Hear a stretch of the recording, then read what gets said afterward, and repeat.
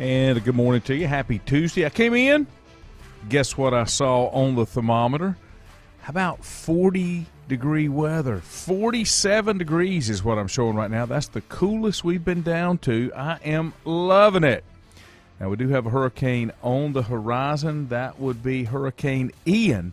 It has hit Cuba this morning and scheduled to come straight up through the Piedmont. Not a Hugo type thing, but come up through the Piedmont with rain, causing some havoc with sports schedules. Good to have you along this morning. Forrest traveling, so a short session this morning. I've got a meeting at 8:30, so I can only go for a short while this morning anyway. But just a couple of updates. Our game that we have scheduled, Bunker Hill at West Lincoln, has not been postponed yet.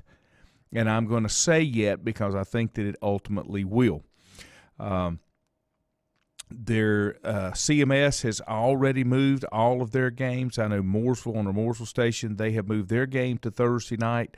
If I'm not mistaken, there are 57 local games. That affects 114 schools that have already been moved to Thursday with the impending weather. So I would look for more to be moved and changed as well. So we'll keep you updated on that. But for right now, our WLON game right now has not been moved or postponed at any way right now. Bunker Hill Westlake is still on for Friday. I expect that to change. Last night, Monday Night Football, my New York Football Giants didn't pull it out. Them Cowboys, 23-16 over the Giants. That is two teams that are not tremendously good, but it's, we'll see. The Tampa Bay Buccaneers are moving to the Dolphins facility due to the hurricane. This hurricane is supposed to come up through the Gulf side, and it will impact the western side of Florida, not the eastern side. So a lot of things going on. Well, we touched on this yesterday, and I wanted to go back and hit it up. Brett Favre is in some hot water. SiriusXM is putting his weekly radio show on hold in wake of Favre's alleged involvement in the spending of Mississippi welfare money. Company spokesman confirmed the news to Variety on Sunday, but declined further comment. But Favre has appeared on the SiriusXM Blitz with Brett Favre and Bruce Murray since 2018. The move comes after a spokesman for ESPN Milwaukee told Front Office Sports last week that it was pausing Favre's weekly appearance at the station. Favre continued to press Mississippi State officials for help in paying new sports facilities at Southern Miss, months after being told by then-Governor Phil Bryant that the misuse of state welfare funds could be illegal, according to text messages in court filings. Favre, who has not been charged in Mississippi in this massive welfare scandal, and it's not just Favre, okay? He has said through his attorney that he did not know the origin of the funds. He didn't know where the funds came from, but Favre is among the defendants in the state civil lawsuit over misspent welfare funds as first revealed in an investigation by Mississippi Today. State auditors determined that at least $77 million in welfare funds were misspent or stolen in the largest case of public fraud in state history. Now, the bad part about it, there may be some people that go to jail over that. But the chances of getting that money back, that is tax dollars. Tax dollars, okay? We all are affected by that. And I know that sometimes people in these positions with big contracts, with big money, have people that look after those things for them. And when they do, that's one of those things where they don't always know what's going on behind the scenes. I've said that before when a head coach says, well, I had nothing to do with the illegal recruitment or fixing grades or all that type thing. I don't take that as a very good excuse, just in my opinion, because I think you got to be responsible for all that. But again, that's just me. That's the way that I look at it. Milton says that West has been moved, and I got to wait on official. We'll get an official thing because we are scheduled to go up there. That doesn't surprise me, Milton. I would think that everybody has postponed or moved up this week if they can. A couple updates. In the world of sports, from the NFL last night, as I said, the Cowboys beat my New York Giants. I had picked them. Pats quarterback Mac Jones is likely to miss multiple games with a severe high ankle sprain. If you've never had a high ankle sprain, those are kind of the worst, and it's hard to get over them. He is going to miss several games, which means it puts the New England Patriots even a little further behind. And I'm looking to see exactly who his backup is. They're calling it day to day, but everybody feels he's going to miss some time.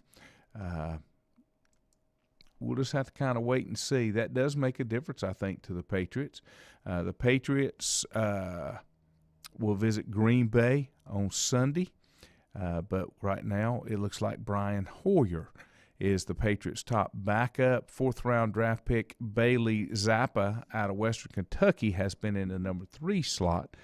And so going to have to wait and see. And does it really matter at this point? And how long does Bill Belichick hang around?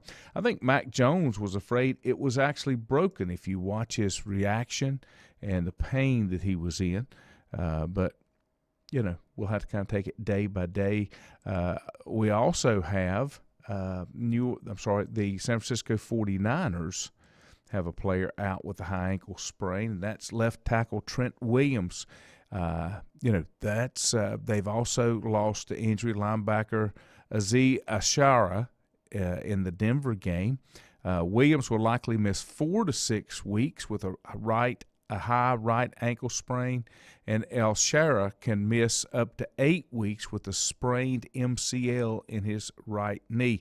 Neither player is expected to require surgery, but that's the part that makes it worse. It's hard to get that stuff to rehab when they don't give it away. But we'll have to see where that goes. Injuries are really piling up, and they're piling up early this year. I've said it all along. I think it's more about the callous side of it than anything else. Let's see. Of course, we talked about this last night. Georgia Tech has fired athletic director Todd Stansberry and football coach Jeff Collins. The president said he was grateful for both of them, but they've fallen short of what the local community, the fan base, and the university deserve. Brent Key has been named the interim coach for the Yellow Jackets, while Frank Neville, who's the school's chief of staff and senior vice president of strategic initiatives, was named interim AD. Now, the talk is, who are the next candidates for that Georgia Tech game? Of course, Juju was talking out of his head last night, talking about Dion maybe being a candidate. I don't think so. And Adam Rittenberg, he sums it up well, just like I told Juju last night. Georgia Tech went from a system-based approach under Paul Johnson to a branding-based one under Jeff Collins, hoping to harness the advantages of Atlanta. It did not work that way. Collins lost 28 out of 38 games, including 2 ugly ones that came along. Collins finished 10-28 overall, just 7-19 in the ACC. Georgia Tech's been outscored 183-10 in the past 4 games against Power 5 opponents. If you were complaining because the triple option did not generate enough offense when Paul Johnson was there, I'm pretty sure he put up more than 10 points in 4 games against Power 5s. It was hard, honestly. It was hard to defend the triple option. Were you going to win a national championship with it? Probably not. But were you at least respectable and competitive? Pretty much, Georgia Tech was. Some of those guys on the list for Georgia Tech, Coastal Carolina's Jamie Chadwell, does he make a move from there? 45. Offense coordinator Bill O'Brien from Alabama, former Penn State, Houston Texans coach. Most coaches go to Alabama, rehab their career. Georgia offensive coordinator Todd Monken, he's a candidate. Georgia running backs coach Dale McGee, and of course Jackson State coach Deion Sanders. I just don't see that. Maybe he did play football in Atlanta and baseball, But he's 18-2 in 2+ seasons at Jackson State. That would be a big jump, I believe. Army coach Jeff Monken, who is the brother or cousin of Todd Monken, who's at Georgia. He's on the list. Bill Clark, he's on the list. Air Force coach Troy Calhoun, Los Angeles Rams tight end coach Thomas Brown, and Miami offensive coordinator Josh Gaddis. Those guys are under contention there for the next head coaching opportunity. This one will be at Georgia Tech. There's going to be more. Collins is expected to be an $11.37 million buyout compared to $7.2 million it would have cost in January had they made this call. He had 3 years left on his initial contract, so he didn't even make it through one complete season on his contract. That's and they're very quick to pull the trigger on these things. Very quick.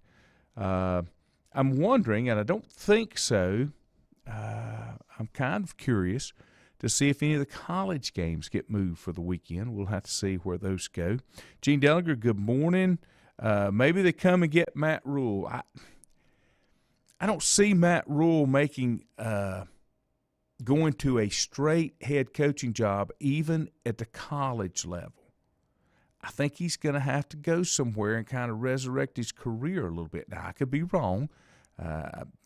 Stranger things have happened. He did a good job in the college ranks, but there's a lot of probably bad stigma in here for this one, for how he kind of failed at what he was doing at Georgia Tech. Let's see here. What else is going on? Baseball is just about over. I think the Braves' final game, we carry them on WLON, is the 4th, if I'm not mistaken. Let's see where usually there's the playoff race. All right, clinching scenarios. If it were to happen today, the wild card would be Mariners at the Guardians, the Rays at the Blue Jays. The AL divisional would be Yankees and Astros. It would be National League would be wild card would be Phillies at Cardinals, Padres at Braves, and then the number 2 spots up there is the Dodgers and the Mets. The Dodgers have earned their first playoff berth and 10th straight trip to postseason. Astros became the second team to clinch, so they're already clinched that. So everybody's playing for those wild cards. So going to be kind of an exciting baseball time, I believe, this fall. We'll just have to kind of wait that and see as well. Milton just wants Matt Rule to be gone. Well, I think everybody's in that same boat. I've got to get out of here. I told you just a quick update. I've got a meeting I got to be at 8:30. Have a good day. Probably be back with you again in the morning. I think schedule's going to work out, so we'll see where we go from there. Have a great day, everybody, and stay safe and blessed, and we'll see you again tomorrow.